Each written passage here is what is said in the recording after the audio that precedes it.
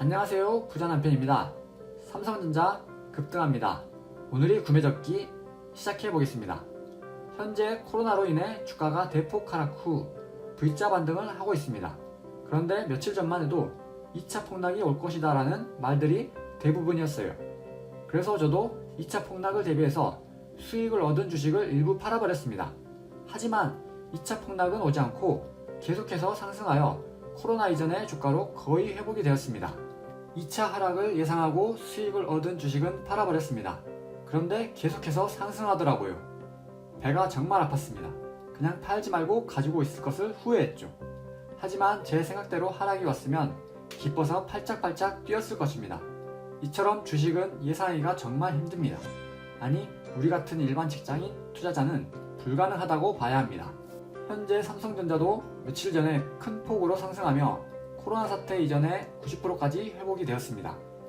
그런데 카카오, 네이버 같은 주식은 오히려 코로나 이전보다 훨씬 높게 올라갔습니다.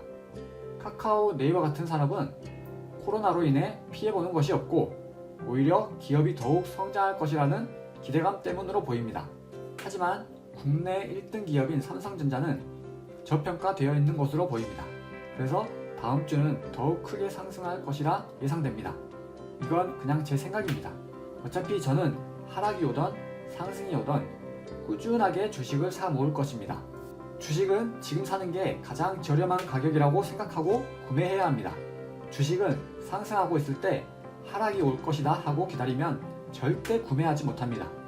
만약 하락이 와도 더 하락이 될 것이 무서워서 구매하지 못합니다. 그러니 지금이 제일 싼 가격이라 생각하고 구매해야 살 수 있습니다.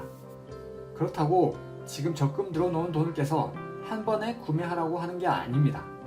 만약 가지고 있던 전부인 1000만원짜리 적금을 깨서 구매했는데 다음날 코로나 2차 감염이 심각해져서 폭락이 올 수도 있습니다. 저렇게 구매하고 폭락이 오게 되면 주식은 나랑 맞지 않는구나 하고 팔고 떠나버리게 됩니다. 하지만 50만원씩 일정한 간격으로 분할 매수를 한다면 걱정이 덜합니다. 상승 때도 사고 하락 때도 사서 평균가로 구매하게 되기 때문이죠. 또 오히려 주가가 떨어지기를 기대하게 됩니다. 왜냐하면 폭락하면 더욱 싸게 더 많은 주식을 살 수가 있기 때문이죠. 그렇게 걱정 없이 주식을 사 모을 수 있습니다. 오늘은 여기까지 할게요. 다음에 다시 만나요.